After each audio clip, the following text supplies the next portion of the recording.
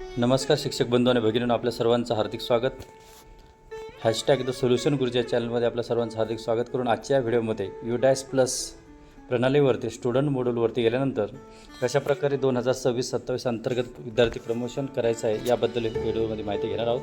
प्रथमतः आपल्या UDAS plus या गुगल सर्च इंजिनवर गेल्यानंतर UDAS प्लस टाकल्यानंतर आपल्यासमोर अशा प्रकारचा इंटरफेस ओपन होईल. एकूण सर्व मॉड्यूल आल्यानंतर आपल्याला स्टुडंट मॉड्यूलवरती क्लिक करायचं आहे.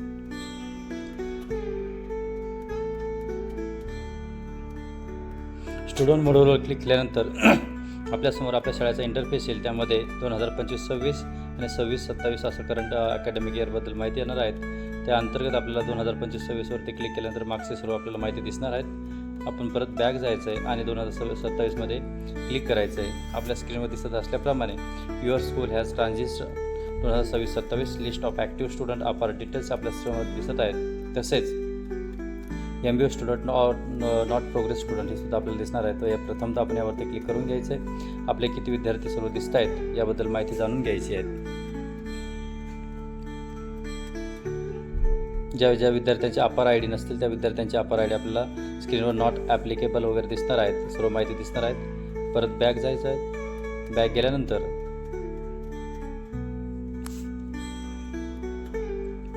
आपल्याला स्टुडंट प्रोग्रेशन या बटनवर क्लिक करायचं आहे.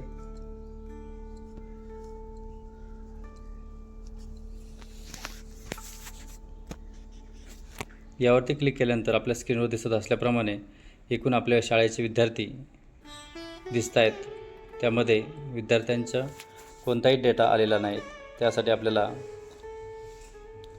सेक्शन वाईज आणि क्लास वाईज माहिती घ्यायची आहे.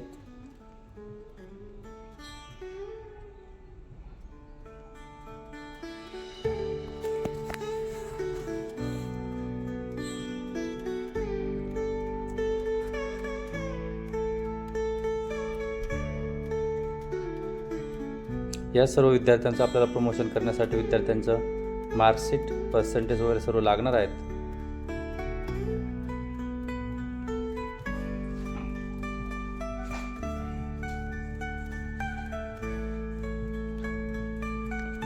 प्रोग्रेशन ॲक्टिव्हिटीवर जायचं. त्यानंतर आपल्या स्क्रीनवर दिसत असल्याप्रमाणे progression user manual view summaries आणि समरी सेक्शन वाईज आणि फायनलाइज. आपण गो या बटनवरती क्लिक करूया. त्यानंतर आपला क्लास सिलेक्ट करायचा आहे.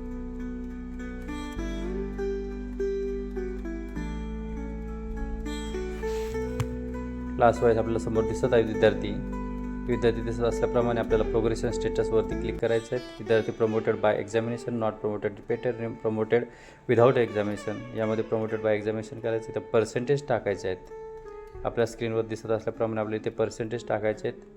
विद्यार्थ्यांना किती पर्सेंटेज पडलेले आहे ते टाकायचे आहेत.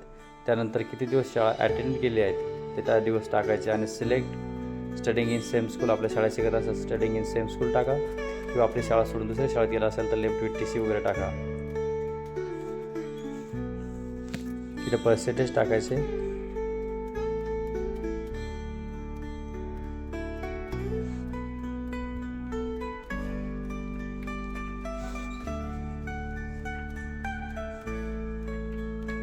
दिवस जे असेल वर्षभराचे ते दिवस टाकायचे. एक्झाम्पल म्हणून आपण टाकतोय.